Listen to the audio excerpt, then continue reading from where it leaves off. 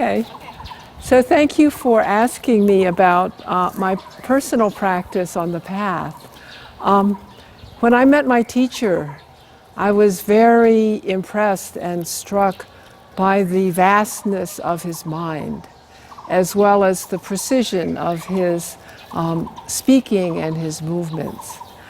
And so that has carried me through in my practice over the long time I have been practicing, over 40 years. And he always taught us that the most learning that we could have from our practice was to actually lean into the sharp edges of our experience, the uncomfortable edges where we are not quite comfortable in our daily lives, and that there we could learn the most by joining our practice mind with the minds of many beings around us, including our own. And this experience has inspired me to train as a interfaith hospital chaplain. And I have practiced that practice for over 20 years. And that is a practice of meeting people in the hospital when they are very sick, when they are experiencing a lot of sadness and grief and transition in their lives. So it is a practice of walking with people, working with the uncertainty of their experience.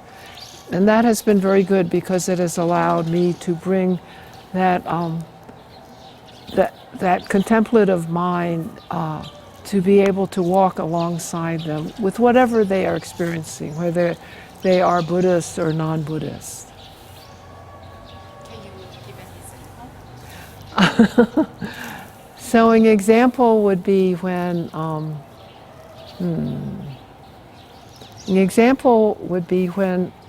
my very first case, when I was just training as a chaplain. And I met with a very young couple who they did not have a religion. They were Latino in our culture. They were not Christian, they were not Buddhist. And they had just lost, she had been pregnant and she had just lost twin babies, and they had died. So it was a practice of simply being present with them, with their distress, and also not knowing myself how I could offer to them, what comfort I could offer to them.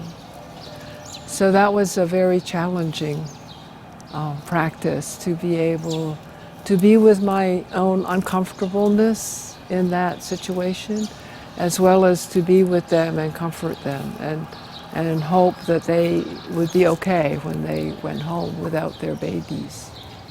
How do you help them to go over that kind of difficulty? Yeah, sometimes it is simple things like simple rituals, like not so much a prayer, but just simple activities like there was the nurses had a little box, a baby box for them, so they could take a part of the baby's hair and save it in the box. They could take a print of the baby's foot and save it, and that could be their memory of those babies, even though they had passed, that they had lived for a very short time, with the mother. And they also had a little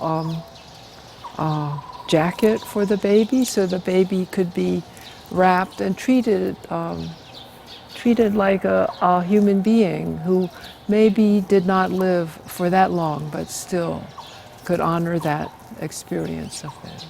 Yes. Yeah. So you mentioned about that the teacher teach you working with a difficult situation. And Yes. to train in the chaplaincy is one of the examples. So can you describe more about your journey learning from Dharma, how that benefit you? Yes. Yes, it is actually a path of working with uncertainty and not knowing, the chaplaincy path. So, because even though, in our medical care, the doctors kind of tell you many instructions about what is going to happen, frankly, nobody knows if they will get well or not. Nobody knows when they will die or not. So it is a practice of working with that kind of uncertainty space that my meditation practice has been most beneficial in. And then in the United States also it is uncertain on what will actually bring comfort to people because there are so many kinds of religious traditions. So it is a matter of exploring what brings meaning to someone's life at that time. And so I described before, sometimes it is a Christian practice or a Buddhist practice. Sometimes it is families, like the family, you may walk into a room and the family is all like this, around the father who is on with many tubes and ventilators. Everybody's like this. So you might just ask everyone to join hands and to join, and that simple gesture brings some kind of wholeness to that situation. It is also working with the impermanence, because maybe we are there for a very short time in the hospital joining hands, and then, they must go on. The medical procedures must continue and things like that. So it is a practice of being very open and intimate with strangers, actually. We enter and we are there with them, and then I always felt when things settled, when the atmosphere changed, then that was my duty, and I could then go to the next patient. So it has been so many practices of both intimacy and impermanence at the same time. Would you please also share some example of how you work with yourself? With myself. Yes, that is a good question because in America, not everyone is a Buddhist. In fact, it's about 3%. But I was the Buddhist chaplain on call, so I worked with some Buddhists. But for most of the time, it was my Buddhist practice that brought me an inner kind of confidence and peace, so that I could explore with the other person from the confidence of my own Buddhist practice, my own bodhicitta, that could help me be there, be completely present with them. I did not always have to say, I'm a Buddhist. And also, many times at that time of crisis, for many people, they are not interested in learning new things. They want to find what brings comfort, what is familiar to them.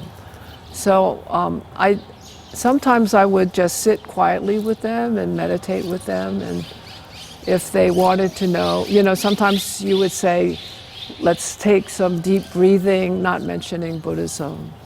And sometimes they would notice I'm a Buddhist, so they would ask me about Buddhism, but not so much, That is more philosophical exploration for when you are not sick.